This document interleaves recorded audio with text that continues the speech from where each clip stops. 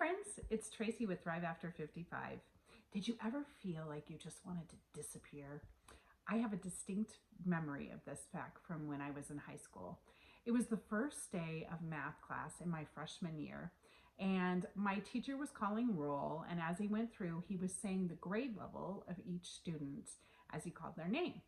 Now, this must have been embarrassing to the poor upperclassmen who were in this sophomore level math class, but I was the only freshman in the sophomore math class.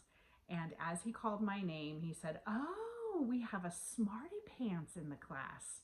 And I wanted to shrink underneath that desk that was attached to my chair. My stomach turned and I felt like I was going to hurl. I was so embarrassed. Now, I'm not exactly sure why that was so embarrassing to me, but for some reason it has stuck with me as kind of the first time that I ever wanted to shrink myself, because after all, I was a freshman in a sophomore math class. It shouldn't have been that big of a deal. After all, I'd been in theater since I was in elementary school. I started out as a very, very painfully shy child. Like, I would barely talk to anybody. I just was super shy as a kid. And I decided to try out for a musical at my school in elementary school. And my mom was like, "Are you sure you want to do this? I'm not sure this is going to be your cup of tea." But let me tell you, it absolutely changed who I was. It gave me confidence and acceptance in a way, all through my high school and even into college, that I'm so thankful for my theater days. But I still don't understand why being called out in math class was such a big deal. But I do find that I shrink myself often, and maybe you do this too.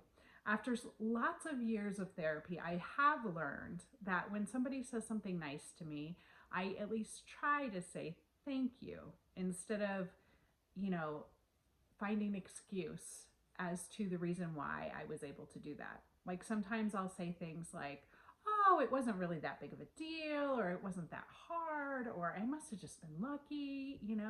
And I'm like, why do I do that? Why do I say those things instead of actually just saying thank you and acknowledging that yes, I completed this thing, or yes, I'm doing something that's pretty awesome. And I think there's this phrase that nobody likes a know-it-all. And I don't know where I heard that or when I heard that, but it's stuck with me. And I never want to be perceived as a know-it-all, especially when it comes to things like academics, or I'm a natural learner. Education is super important to me, and I love going to school. I'm working on my PhD right now.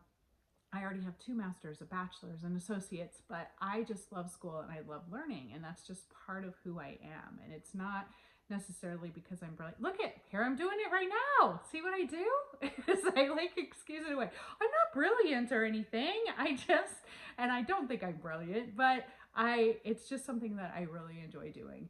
But see, that's what I automatically go into. And I don't know if there's areas in your life where you do that too. And I think part of it too for me is that I'm an empath. So if somebody's like, "Oh, I could never do I could never get my PhD, or I would never be able to even get a master's degree." And then I feel bad for them because I don't want them to feel bad about themselves. So the empath in me jumps in and is like, "Oh, you could do it if you wanted to. I could help you and we could do blah, blah, blah, blah, blah, blah, blah." Or, "Oh, it's not that hard. I mean, it's really not that big of a deal. I only spend this much time," or, whatever. It's like I excuse things away. And I think that here we are in midlife, right? It's the messy middle of life. So number one, there's a blur between what's socially acceptable to brag about and what's not. And being in the messy middle of life, one of the things that I will say is one of the greatest advantages is you care less about what people think. And I love that about being in this time in life. Surely you've noticed that. And I have conversations about that all the time with people. Like, I don't care what people think about me. I'm going to say or do whatever I'm going to say or do. And not that I'm, trying to be horrible or mean to people. It's just that you don't have time. Like, time's running out. The years are flying by, and we don't have time to be only concerned about what everybody thinks about us and what everybody's saying about us. Like, It's time to move on with your life. And I'm going to tell you something, guys.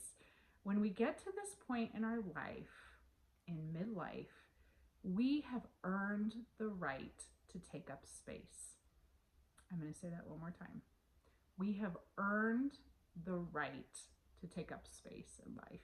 We do not need to be shrinking ourselves down and, like pushing away our accomplishments, pushing away our positive characteristics or the great things that we do. It is time for us to be proud of who we are and what we've accomplished, because we don't have that much time left. I mean, it's not like we're dying tomorrow, and I get that, but we're over halfway through our life. At least I am.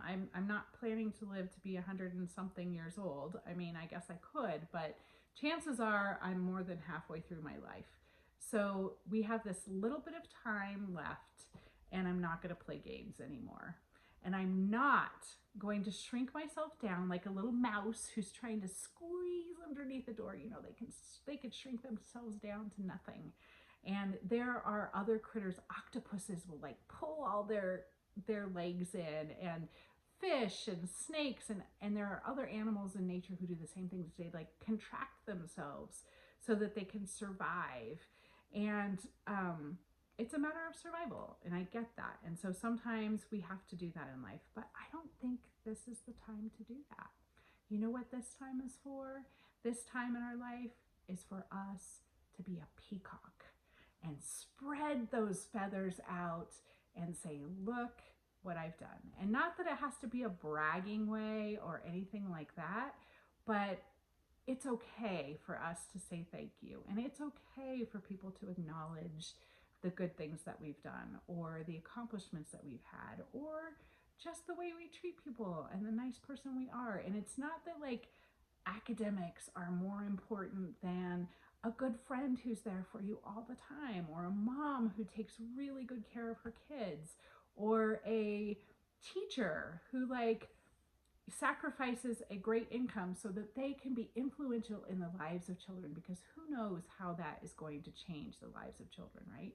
So I just want to say to you today, it's time for you to be a peacock and make the rest of your life the best of your life. Y'all have a great week. I'll talk to you later. Bye-bye.